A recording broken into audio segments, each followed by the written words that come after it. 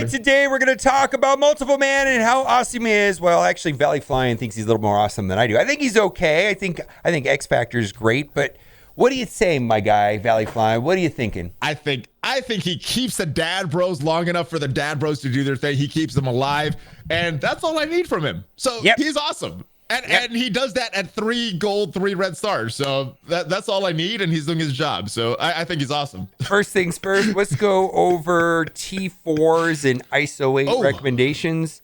Looks like the two that are the most interesting to me are his passive and then his ultimate. And I can't wait to do the ultimate. I'll talk about why I think that's really what makes the whole team work well. But what are you thinking about as far as T4s? I did the passive already because that extra healing helps. Resistance in war, that's okay, but it's really the healing. Anytime a dupe dies, he gets extra 5%. That's gonna keep him alive and allow him to summon more and more dupes. I think that's just awesome move for him. And I like the ultimate as well. I like the ultimate. I think it's a good move.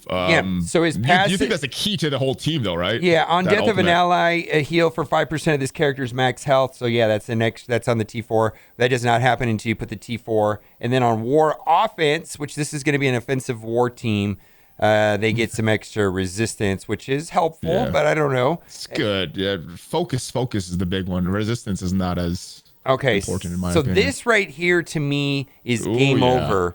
Not because of the 9 dupes. The 9 dupes looks cool, and I understand. But the cool thing about having all the dupes is that, like, Mr. Sinister ends up cloning a dupe, right? We've had that happen before, and that's actually pretty cool, right?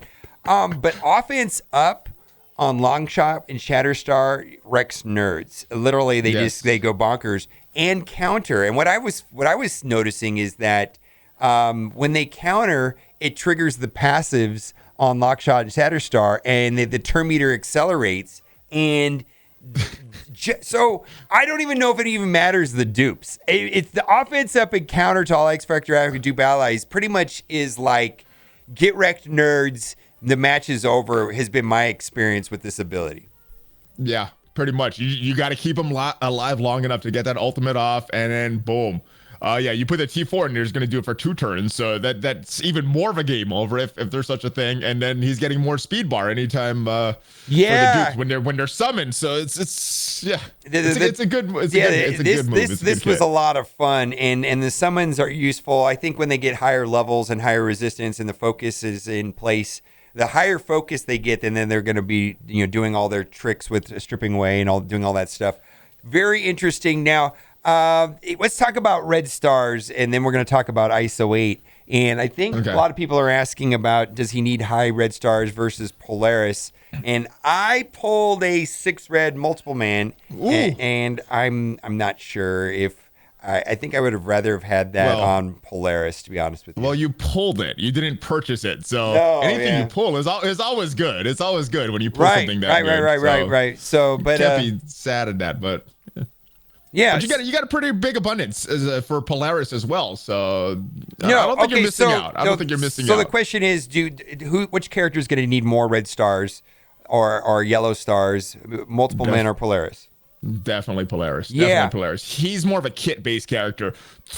Only one of his moves attacks. The other one, he's summoning and doing stuff to his team. You don't really need a lot of red stars or a lot of stars if you keep him alive. That's all he needs to do is stay alive to get his ultimate off. I think that's part of the reason why I'm underwhelmed. Is like that really annoys me. Abilities that don't do an attack. You've hated that since I've hated that since day one. I just always thought I never liked that in these games. Like and you know what? Sometimes it's like, man, is this really helping the match?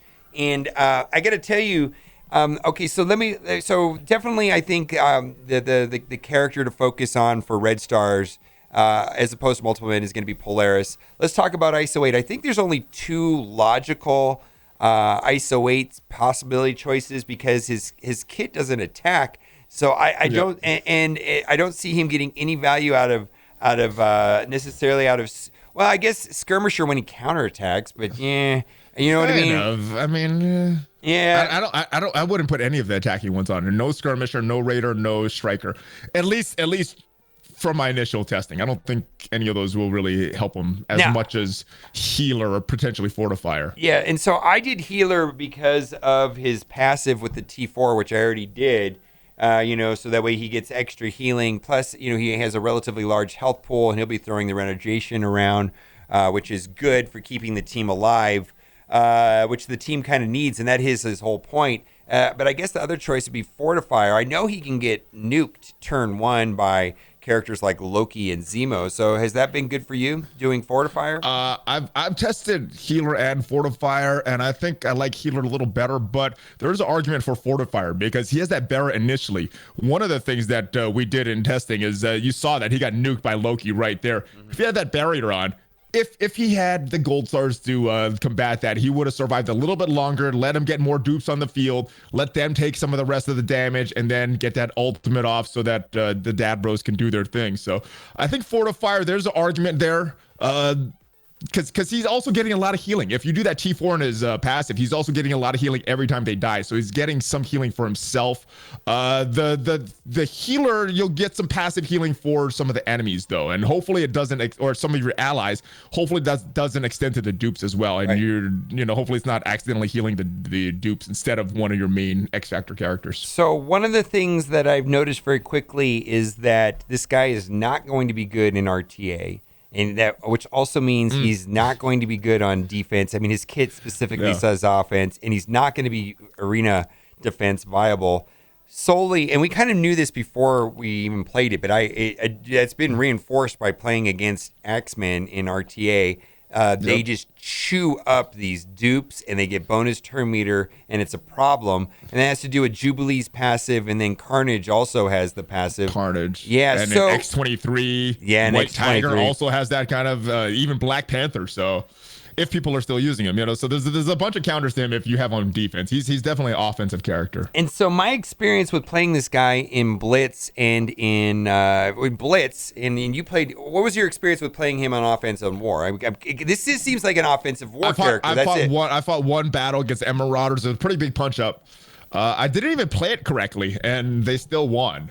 And most of it was the dad bros, but he was very instrumental in helping keeping them alive. So that's all he does. He allowed them to do their thing, really. So yeah, so he seems somewhat underwhelming when in that situation where I'm just like, oh, he's just doing his job, staying alive and keeping them going.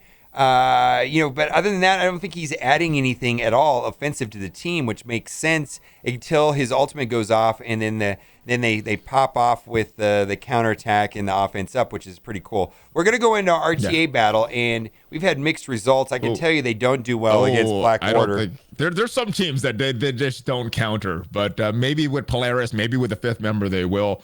That could be an auto. Let's just do this right here. Now, let's do that. You said that you had better I just put them here because I didn't want them to be overshadowed by other members, and I just did that. I think you said Luke Cage. That's fair. That's fair. I mean, I guess Iron Fist adds a little less value. You so said that's Luke good. Cage was better there. Why don't we do that? Luke Cage. All right.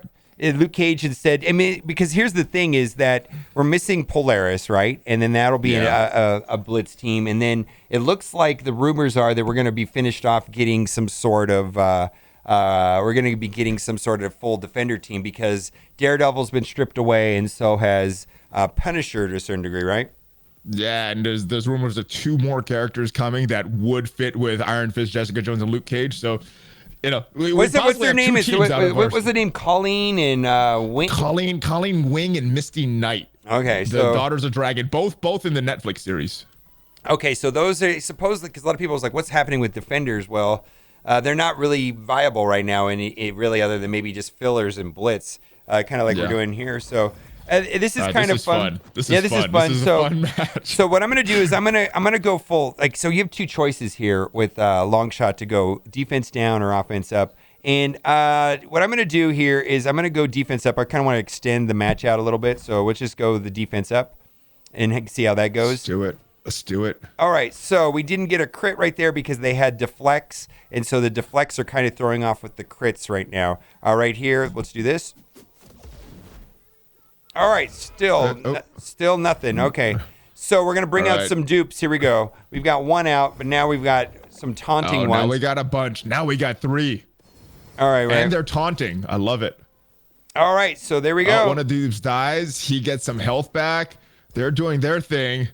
We needed some crits. You need some crits. All right, we got some crit. We got a crit from the counterattack. I know, right? Rhino is just in multiple man's face there. What is he doing? Yeah, I know, right? He's just mad dogging him, dude. I don't know what he's doing over there. Okay. He's trying to intimidate him. All right, so this is where the match usually just ends right here, right? You watch this. We're going to go. This will end. This will end right there. Boom. All right, go back to your side. Yeah, okay. There's Rhino. That put him in line. Yeah, so all right. So we were talking about the skirmisher. When he counterattacks, he would be applying the vulnerable tag, but I think the healer's probably better. Okay, let's just do this. Go away. Oh my God! We didn't even get to use his ultimate. The Dad Bros are so good, we didn't even need the ultimate. I know, right? So what my experience is if you haven't won by then, the ultimate goes off, and then they have offense up and counterattack, and it just really is over at that point.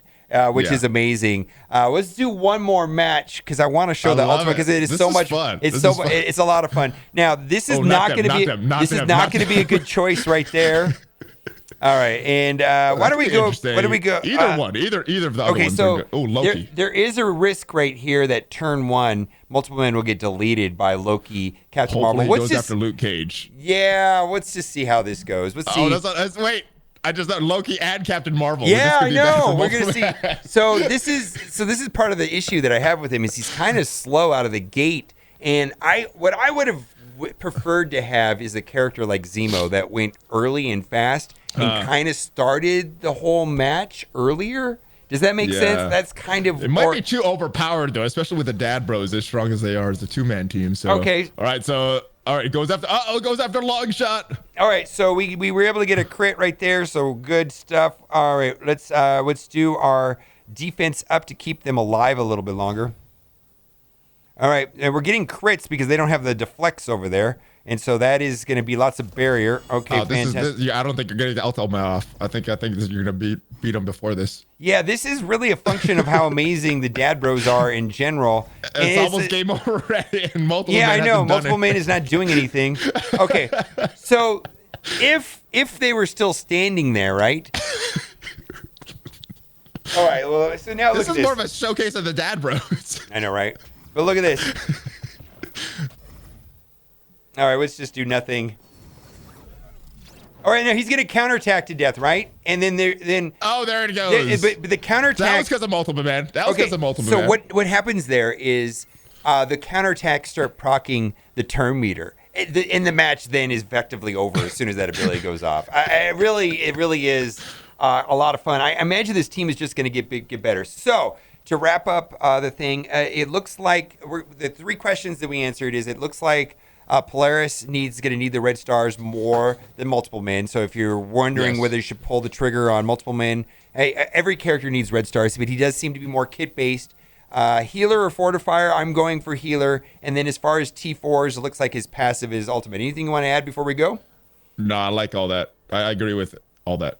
All right, guys, let me know what you think in the comment section. And as always, thanks for watching. Keep on gaming. Go check out Valley Flying's channel. We talk about the Polaris controversy. Polaris in the strike pass. It's trash. Or what do you think? You want to say it's trash? It is trash. It's trash. It's kind of trash. It actually is kind of trash. Oh. Go check out Valley's video. All right, guys. Bye.